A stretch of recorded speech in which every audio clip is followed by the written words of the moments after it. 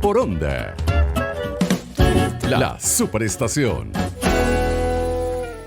Bueno, hoy quise conversar nuevamente con Steve Hanke, profesor de Economía Aplicada de la Universidad Johns Hopkins en Baltimore, Maryland. Fue asesor económico del presidente de los Estados Unidos, Ronald Reagan, asesor de presidentes como Bulgaria, Indonesia, Montenegro, Albania, Emiratos Árabes, Lituania, Bosnia-Herzegovina, Estonia, Lituania, Jamaica, Ecuador, Argentina, entre otros. Conversé con él la semana pasada, la entrevista creo que quedó corta, así que le pedí una segunda parte.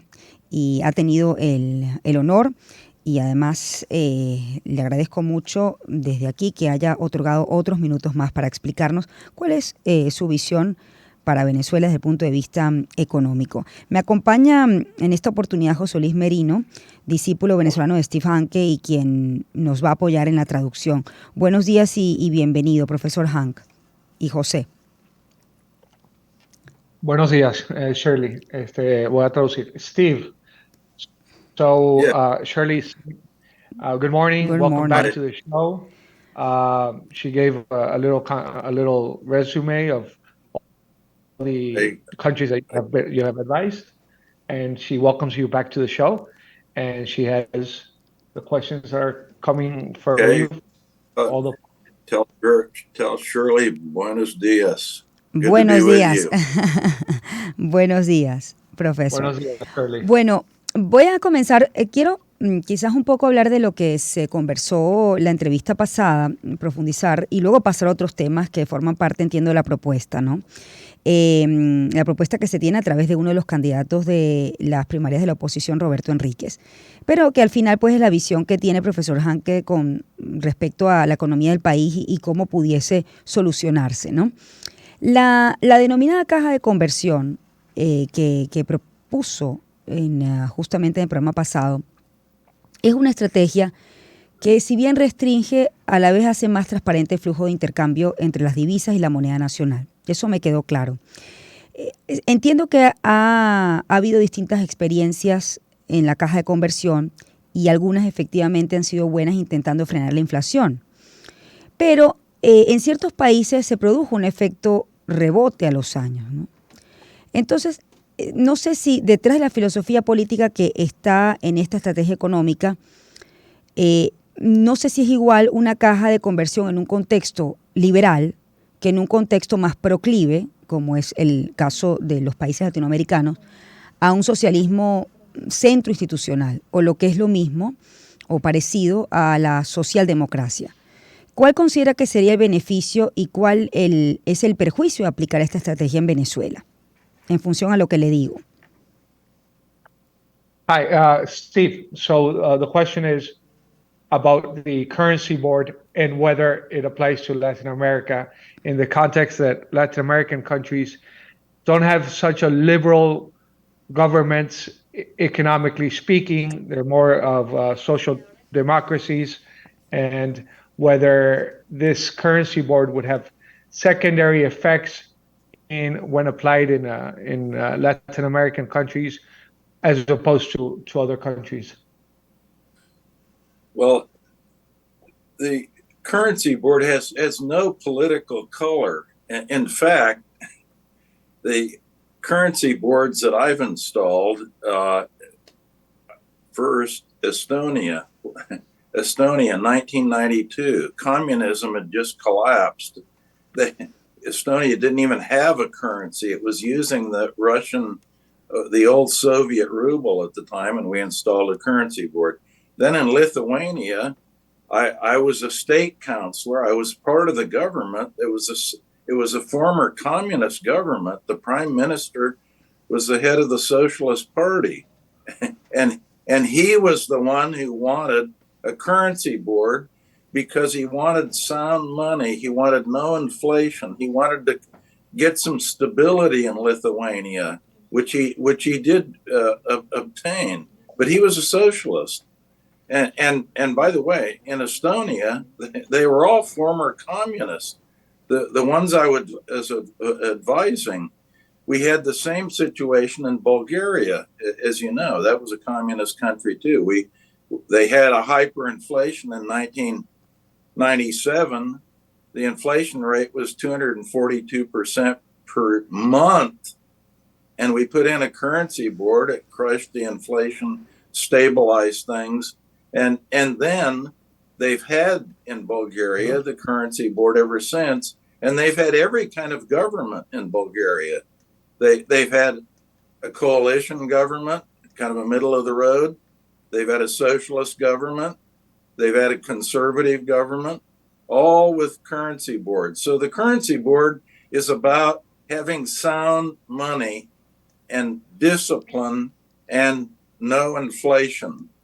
So every government wants that, no matter what their political stripe. Name one government in the world that doesn't want low inflation, low interest rates, stable money. They all want it. It doesn't matter what kind of government they are. The currency board allows you to deliver the goods. It works. José Luis. Para traducir, bueno, primero, sí, las juntas monetarias no tienen color político. Las juntas monetarias están establecidas para crear monedas estables, bajar las tasas de interés en los países y acabar con la inflación. Como ejemplo, pongo mi ejemplo de Estonia en 1992. Estonia en aquel momento estaba usando el rublo como moneda. Era un país socialista, comunista, el cual me contrató para estabilizar su moneda, aún siendo un país socialista y comunista. Lituania también, otro país comunista al cual yo asesoré en el momento de que montaron una junta monetaria. La gente dentro del gobierno de Lituania estaba buscando una moneda estable y por eso no tiene nada que ver que el color político del partido sea socialista o conservador o liberal. Al fin y al cabo, ¿qué país no quiere tener estabilidad monetaria, cero inflación y tasas de interés bajas? Y como último ejemplo, también Bulgaria fue un país socialista al que yo asesoré y que tenía una inflación de 242% al mes y lo bajamos a casi cero. A ver, la otra pregunta que quiero hacerle es con respecto al petróleo. Creo que es un tema que no tocamos la entrevista pasada y definitivamente, bueno, entendiendo que Venezuela es un país petrolero, entiendo que dentro de una política económica debe estar contemplado. Entiendo que se prevé para la segunda mitad del 2023, como en el 2024, que se incremente el uso de los combustibles fósiles. Y bueno, eso puede disminuir el deseo de lograr mayores niveles de combustibles no fósiles para mover el mundo. Al igual que en los años 40, Venezuela readquiere una posición preponderante en este tema. Y en ese sentido le pregunto, ¿qué hacer con nuestra empresa petrolera? ¿Una empresa pública, empresa mixta o empresa privada? ¿Cuál es la mejor de las alternativas para PDVSA, según su punto de vista? Hi, Steve. The second question that she wants to ask is about oil policy in Venezuela. The second half of 2024 will see an increase in fossil fuels in the world. There will be less use of non-fossil fuels. And in this context, PDVSA and Venezuela's oil is becoming important maybe for the world. So the question is, what should Venezuela do with PDVSA? What should they do with the oil sector in Venezuela? What is the solution towards PDVSA and the Venezuelan oil sector? Okay, let's first set the stage before I answer the question and get into the solution. And to set the stage, we have to realize that in the last 10 years, during the Maduro administration, output of oil in Venezuela has dropped by about 75%.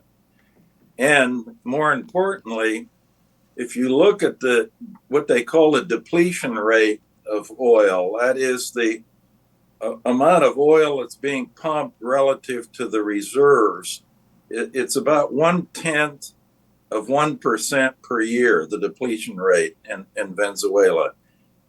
That means that it takes about 570 years to tap and use half of the reserves that Venezuela has. 570 years. Now, at an interest rate of 10%, that means that the reserves in Venezuela, they're the biggest reserves in the world, they're worth zero. They're not worth anything because you're not pumping it. You're not pumping it fast enough. So that's PDVSA. Now let's look at Exxon, which is a typical oil company, by the way. The depletion rate, they're using about 6.5%, are producing 6.5% of their reserves every year. So in 10 and a quarter years, they deplete half the reserves. Remember that the PDVSA was 570 years it takes them. It takes Exxon a little over 10 years to deplete half their reserves. And at 10% discount rate, the reserves are worth about 38% of what they call the wellhead value of a barrel of oil for Exxon. So instead of being worth zero, the reserves are worth actually about $38 a barrel for Exxon, which is very typical. So this gets into this big problem, and the big problem is that you're not producing oil fast enough in Venezuela. Most countries are producing oil and depleting their reserves at a much more rapid rate. The reserves are worth something. They're accumulating huge sovereign wealth funds, huge amount of wealth. So the first problem is you have to produce more. The second issue is, well, how do you do that? And the only way you do that, you have to privatize all of the oil sector, including PDVSA in Venezuela. The reserves have to be privatized. PDVSA has to be privatized. And the question is, you auction those resources off to the highest bidder. Whoever is willing to pay the most for PDVSA assets and reserves in Venezuela should be the one who pays. And the question is, well, who's going to receive the money? And what I have developed is something called a citizens fund. Venezuelans would all own shares in the newly privatized resources. And I worked this out, by the way, in Yugoslavia in 1990 when I was a chief advisor to Yugoslavia. Everything was owned. Nothing was private. Nothing was private. So the idea was, well, you wanted to privatize. You wanted to make it private. How do you do that? Well, you set up a citizens fund to do that so that the people, the citizens, actually own the resources. So everyone in Venezuela would have a piece of the action. Okay. José Luis. Bueno, para traducir un poco complicado, antes de hablar de petróleo, quiero hablar un poco del estado del petróleo en Venezuela. En los últimos años, la producción de petróleo de Venezuela con el gobierno de Maduro en los últimos 10 años ha descendido un 75%. Esto no es solamente la cifra que yo utilizo para entender el problema del petróleo en Venezuela. Nosotros utilizamos algo que llamamos el depletion rate, o la ratia de cuánto petróleo está sacando dividido por las reservas de petróleo del país. Venezuela tiene las reservas más grandes del mundo de petróleo, pero es el país que menos extrae petróleo acorde al nivel de sus reservas. En el cálculo del depletion rate del petróleo venezolano, hoy sería una décima parte del 1% la rata de depletion del petróleo en Venezuela. Esto significa que duraría 570 años para que Venezuela usara todas sus reservas. a una tasa de 10% de interés, eso significa que el valor de PDVSA y del petróleo en Venezuela es cero. ¿Por qué? Porque si Venezuela no está extrayendo petróleo, significa que no tiene ningún valor su industria petrolera. Como ejemplo, opuesto a PDVSA, voy a utilizar a Exxon. Exxon tiene está sacando petróleo constantemente en todas las reservas que tienen concedidas en el mundo, y hoy le duraría solamente 10 años acabar con esas reservas. Su depletion rate es mucho mayor que el de PDVSA, y el valor de sus reservas haría valer el barril de petróleo unos $38, mientras que en Venezuela el barril del petróleo sería casi cero. El problema en Venezuela es que no se produce el petróleo lo suficientemente rápido. Hay que producir petróleo más rápido, y para lograr eso, la única manera es privatizar todas las reservas de petróleo de Venezuela, incluyendo la estatal petrolera PDVSA. Para ello, se haría una serie de subastas en los cuales se subastarían los campos petroleros venezolanos, se subastaría PDVSA, y aquel que pagara el mayor cantidad de dinero sería el que se quedaría con los campos petroleros de PDVSA o del Estado venezolano. Sí. Yo, con este dinero, crearía un fondo de ciudadanos. Los ciudadanos deben ser los dueños de los recursos de petróleo del país. Ese dinero esto ya lo hicimos en Yugoslavia. Este fondo de ciudadanos sería el dueño del dinero que entre de la privatización de PDVSA y de los pozos petroleros. Ahora, si tomo la primera propuesta de la... One thing, Sí, sí, Shirley, profesor. let me just summarize one thing I was thinking about, and that is the oil resources are being exploited so inefficiently and so slowly in Venezuela. And back to your original question, the future, you're asking about the future. Well, the future is, let us say in 25 years or 50 years, we will be away from carbon use of carbon resources and oil. And all the reserves in Venezuela will be what they call stranded assets. They'll be there physically, but they'll never be used. They'll just stay under the ground. They'll be stranded. And that gets back to my point of zero value. The reserves in Venezuela are worth zero right now at the current rate of production, worth zero. José Luis. Bueno, una vez más reitero que a la velocidad de extracción de petróleo, hoy en día, en 50 años, lo que encontraríamos es activos abandonados en los campos petroleros, si no se toma una decisión ya rápida para aumentar la rata de extracción de petróleo, y valdría cero. El petróleo y PDVSA valdrían cero como tal si no se extrae rápido el petróleo. Ahora, voy a hacerte una pregunta y con eso vamos al corte, ¿no? Tomo la primera propuesta, la caja de conversión, y esta segunda de cómo tendría que manejarse nuestra empresa estatal.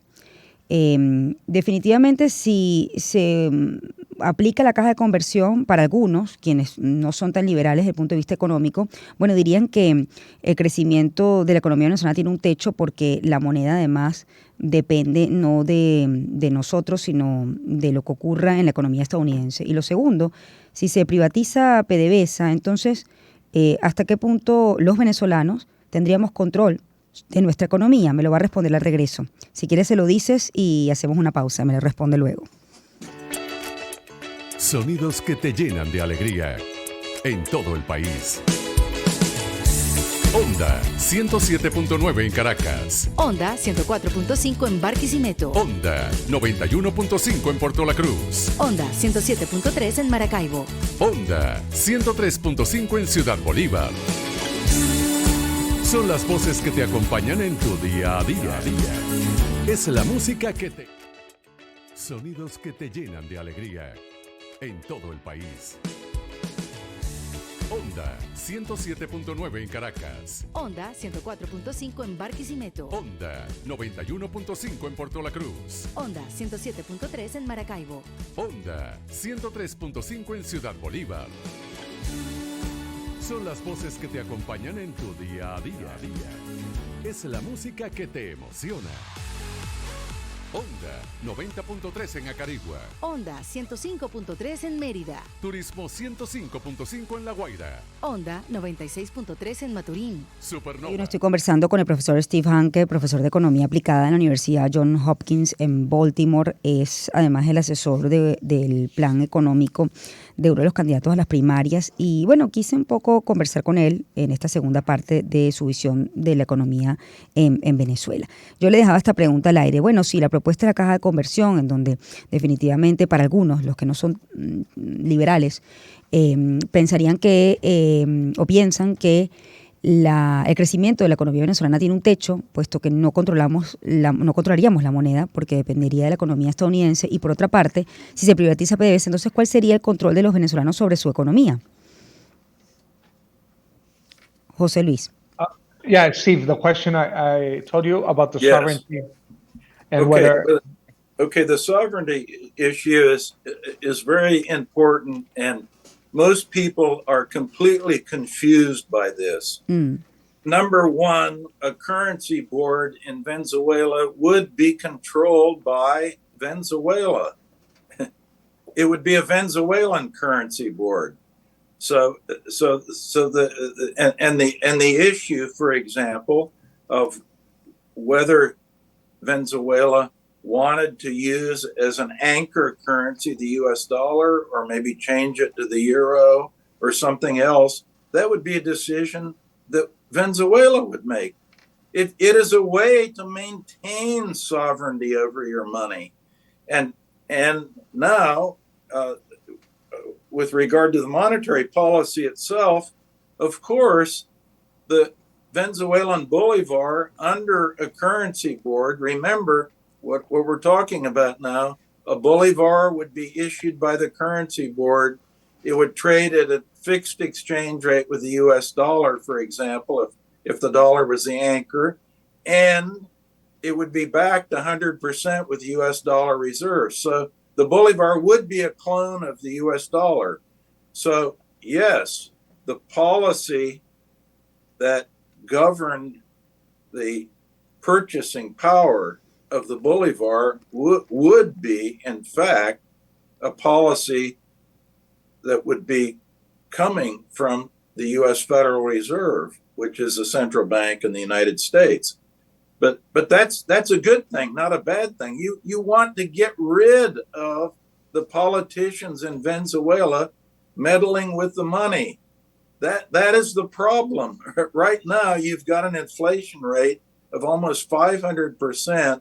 The bolivar isn't worth anything, and people are debating whether a monetary policy based by the Federal Reserve would be better than the central bank in Venezuela. I mean, it's such a silly argument that it's kind of ridiculous. But sovereignty, it would be maintained by Venezuela with a Venezuelan currency board. It would all be controlled by Venezuela.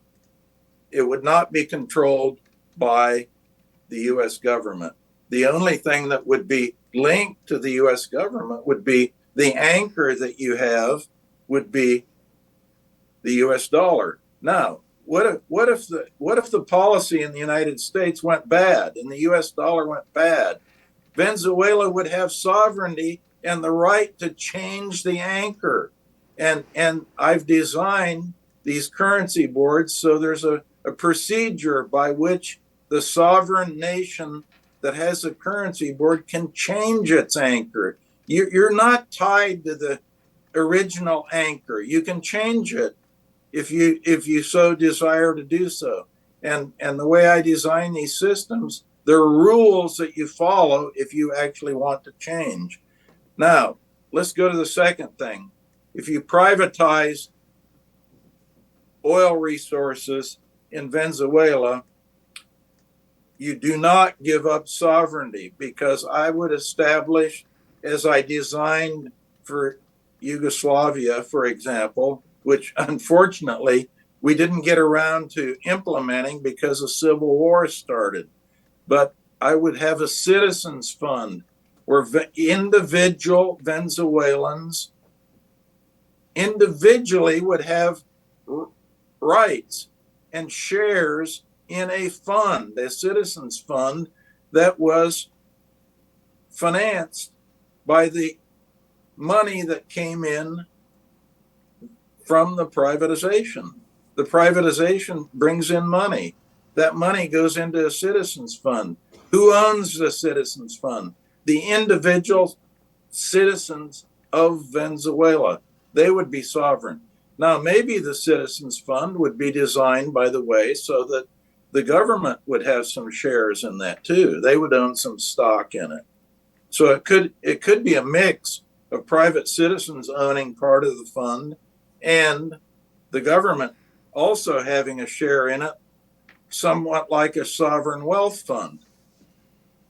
So the sovereignty issue is completely solved by this approach of currency board combined with privatization of oil resources. And by the way, the oil resources, instead of having a zero value, would have a positive value if a privatization approach was used. So the resources would be worth something. Now they're worth nothing. José Luis. Ok.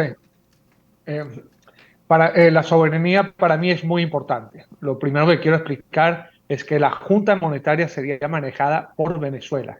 Sería una Junta Monetaria venezolana. Si Venezuela quiere usar el dólar como moneda ancla o el euro como moneda ancla, es una decisión de los venezolanos qué moneda utilizar. Si hubiera una Junta Monetaria, el bolívar estaría respaldado por reservas en la moneda ancla que decida el gobierno y los ciudadanos venezolanos, que puede ser el dólar, puede ser el euro o puede ser cualquier otra moneda. El bolívar sí está respaldado por el dólar, sí sería un clon del dólar. Y yo considero que es mucho mejor utilizar las políticas monetarias de la Reserva Federal que aquellas del Banco Central que han destrozado el bolívar en tan poco tiempo. La idea es quitar a los políticos el manejo del dinero. El bolívar hoy no vale nada. Obvio que una política monetaria sería mejor la de la Reserva Federal que la del Banco Central de Venezuela hoy en día. La moneda, Venezuela puede cambiar su ancla si quiere utilizar otra moneda ancla. El sistema lo he diseñado para que los países sean soberanos y decidan qué moneda ancla quieren utilizar. Segunda parte de la pregunta, si privatizar recursos petroleros hacen perder la soberanía. No va a hacer perder la soberanía el privatizar los recursos petroleros, porque yo establecería un fondo de ciudadanos para que ellos tengan derechos y acciones sobre las ganancias de la privatización del petróleo. En un fondo de ciudadanos pueden participar el gobierno y los ciudadanos, pero los ciudadanos tendrían acciones dentro de este fondo. Funcionaría como los fondos soberanos de los países. Esto ya lo diseñamos para Yugoslavia y es la idea que queremos diseñar con el candidato Roberto Enríquez para Venezuela. En sí, nosotros estamos buscando para la solución a Venezuela una junta monetaria, una privatización de los recursos petroleros y un fondo de ciudadanos donde las ganancias de estos recursos, que hoy el petróleo venezolano y la industria petrolera no vale nada, le daríamos un valor y ese dinero sería un fondo de ciudadanos, un fondo soberano. ¿Por qué no contemplan el modelo empresas mixtas? Shirley, let me just interrupt one and make a very concrete thing. I like to be realistic and concrete. On this sovereignty issue, let me go to Bulgaria. Right now, Bulgaria has a currency board that I installed in 1997. And they issue a Bulgarian lev. The lev is backed 100% with the euro, so the lev is a clone of the euro. There's a big debate in Bulgaria right now about whether they should get rid of the currency board and the lev and replace it with the euro, join the euro. And I am against that. And I'm against it because of sovereignty reasons. I want Bulgaria to retain sovereignty over its money instead of giving up sovereignty and going to the euro. If they went to the euro, they would have no sovereignty anymore. With the currency board, they control their monetary system in Bulgaria. And as it turns out, the majority of Bulgarians are on my side. About 70% of the population in recent polls favors retaining the currency board and the local money, the lev, that's a clone of the euro, rather than replacing it with the euro, precisely because of sovereignty. They want to retain sovereignty. Bueno, yo quiero ser muy específico con el tema de la soberanía y el ejemplo que quiero utilizar es Bulgaria, que estableció una junta monetaria en 1997, tiene su moneda, el lev, anclado al euro. En Bulgaria hoy hay un debate si utilizar el euro en vez del lev. Yo quiero que Bulgaria mantenga su soberanía.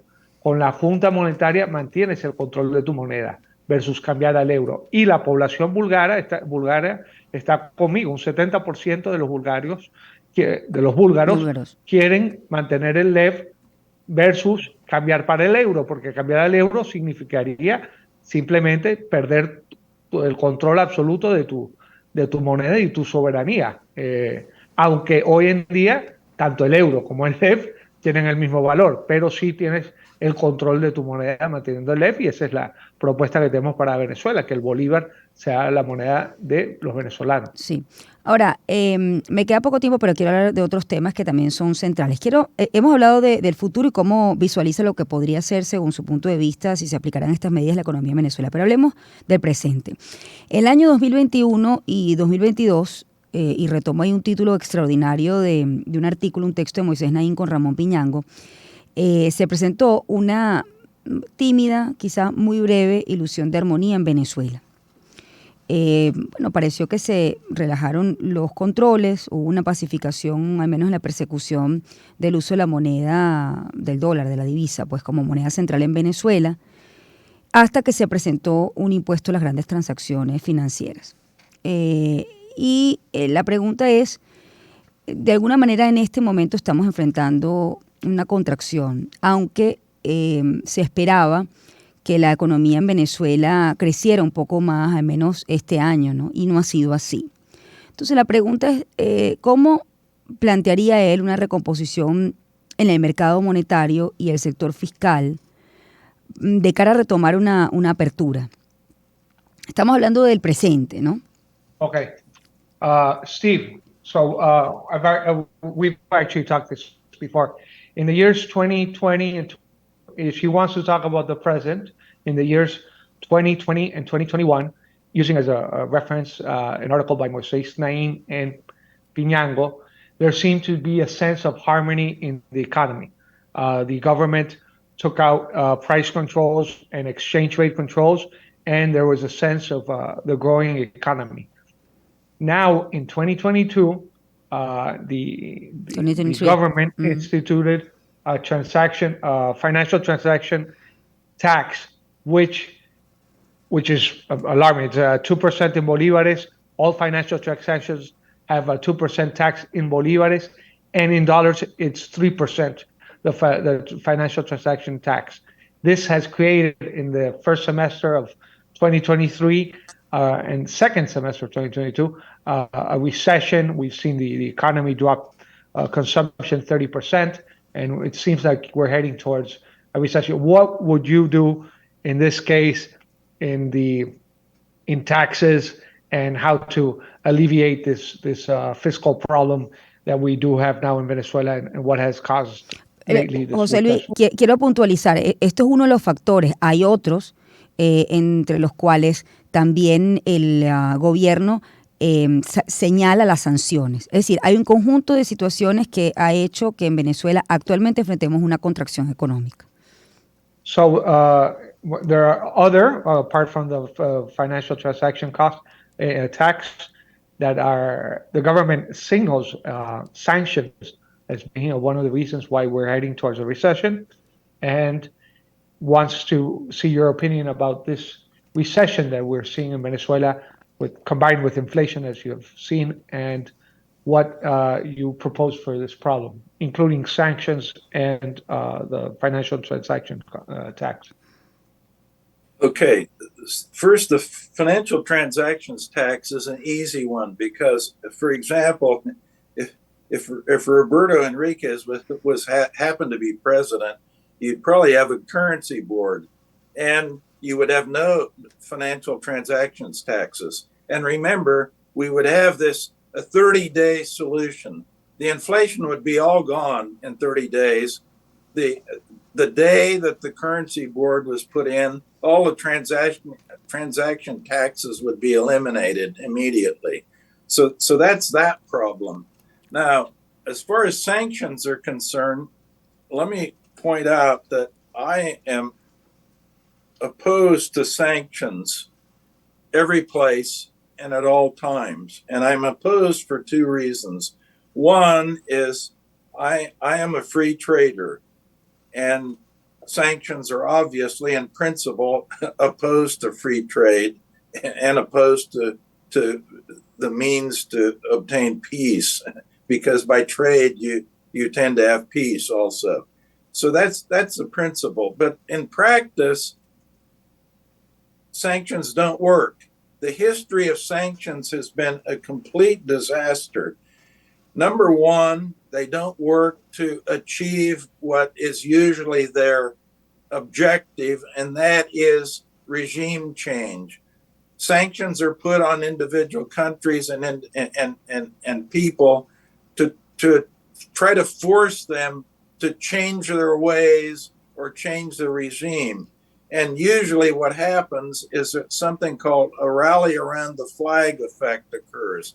I think the main reason, for example, Maduro has been in power for 10 years, even though the performance of the Venezuelan economy has been a complete disaster for 10 years, is because of sanctions.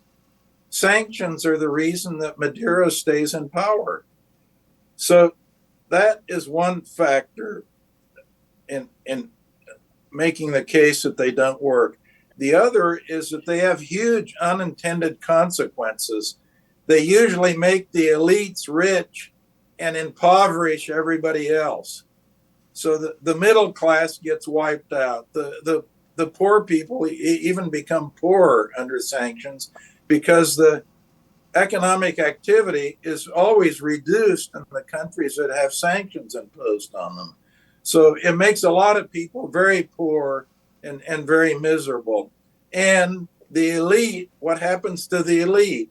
Well, the elite figures out a way to live with the sanctions and get rich. So that's one of the unintended consequences. Let me give you an example. The one example that I really like that is related to Latin America is something I call the Afghan effect. In 1979, the Soviet Union invaded Afghanistan, and Jimmy Carter was the president of the United States at the time.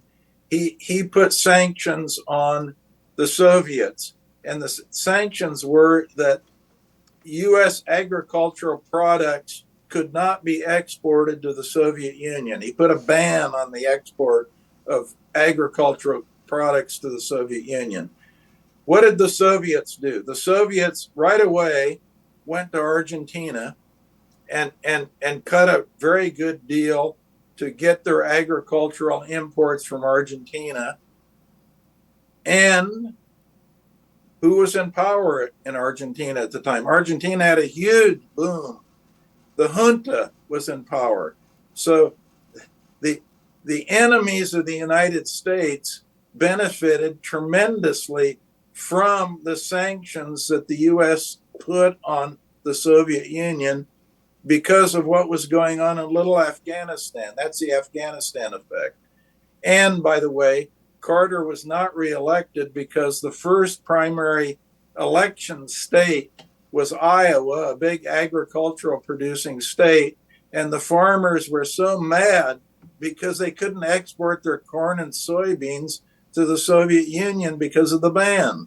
So that's kind of the unintended consequences. It just goes on and on and on, the Afghan effect. So I think the work, by the way, that Roberto Enriquez is doing, and I'm advising him on this, get the work he's doing in Mexico, get rid of the sanctions, get rid of the sanctions. I'm opposed to sanctions. And by the way, I'm talking as someone who knows what I'm doing, because in July of 2021, I received a telephone call from Secretary of State Mike Pompeo, and it was at the direction of the White House that he called me, because the U.S. was thinking about putting sanctions on Hong Kong, financial sanctions on Hong Kong at that time because of the anti-democratic activity that was going on in Hong Kong in 2021. And why did Pompeo call me? Because Hong Kong has a currency board, the biggest currency board in the world, and he was told that I was the world's expert on currency boards, and he was to call me about sanctions. I was adamantly opposed. Pompeo was for. He was adamantly for sanctions. The next day, this telephone call occurred on a Sunday afternoon. Monday morning, they had a meeting in the White House, and at the time, President Trump decided to go with my recommendation, no sanctions on Hong Kong. We did not put sanctions on Hong Kong's financial system. And so I have some experience in actually, as they say, putting my money where my mouth is. Bueno, comenzando con el tema de las transacciones financieras, el impuesto a las transacciones financieras, una vez que Roberto Enrique sea electo presidente, ¿no? Y se establezca una junta monetaria, no haría falta utilizar impuestos a las transacciones financieras. Estas serían eliminadas completamente y a la misma vez se bajaría la inflación y tendríamos tasas de interés iguales que las de Estados Unidos. Así que en ese tema, yo con la Junta Monetaria no tendríamos el tema de las impuestos a transacciones financieras. Sobre el tema a las sanciones, y quiero ser muy vehemente en ello, yo estoy opuesto a sanciones en todos lados. Yo estoy a favor del libre comercio y como principio estoy en contra de las sanciones. El comercio libre permite que haya paz en el mundo. Cuando hay sanciones, más bien lo que hacen las sanciones en un país es ayudar a que el régimen que esté de turno se mantenga más tiempo en el poder. Estas sanciones se están utilizando para intentar remover regímenes en ciertos lados del mundo y al final nunca funcionan. Más bien hay lo que se llama un saludo a la bandera. Viene más apoyo al régimen que tiene las sanciones. Las sanciones hacen a los ricos y más ricos y las élites más ricas en los países que son sancionados. Los pobres se vuelven más pobres porque la élite logra vivir con las sanciones y se hacen ricos en base a las sanciones. Un ejemplo que me gusta para hablar del tema de las sanciones es algo que yo llamo el efecto afgano. En 1971, Jimmy Carter le puso sanciones a los soviéticos por la invasión de los soviéticos a Afganistán. ¿Qué hicieron los soviéticos? Pues ir a comprar productos agrícolas en Argentina. ¿Quién estaba en el poder en Argentina? La Junta, la dictadura de Videla, estaba en el poder. Al final eso ayudó a la Junta. Lo que intentó hacer Jimmy Carter para presionar a los soviéticos ayudó a los enemigos de Estados Unidos en Argentina. Y además Carter no fue reelecto porque el primer estado que tenía que votar era Iowa en el proceso de primarias americanos, y los agricultores de Iowa estaban en contra habían perdido mucho dinero por las sanciones impuestas a los países soviéticos en la venta de productos agrícolas. Como último ejemplo, quiero decir que en julio de 2021 me llamó Mike Pompeo para preguntarme si deberían poner sanciones sobre Hong Kong. Yo le recomendé que no lo hiciera. ¿Por qué me llamó Pompeo? Porque Hong Kong tiene la junta monetaria más grande del mundo. Hoy trabaja con una junta monetaria Hong Kong. Al día siguiente de mi recomendación, el presidente Trump decidió no poner sanciones en Hong Kong. Por eso yo creo que tanto las sanciones como los impuestos a transacciones financieras es algo que se deberían eliminar. Y hoy que Roberto Enríquez es parte de las negociaciones en México, mi recomendación sería que abocara por quitarle las sanciones a Venezuela. Yo tengo que despedirlo, se me ha quedado otra vez corto el tiempo, pero definitivamente le agradezco mucho el tiempo que ha tomado el profesor Hanke a tratar el tema venezolano, ¿no? Y su visión de la economía de nuestro país.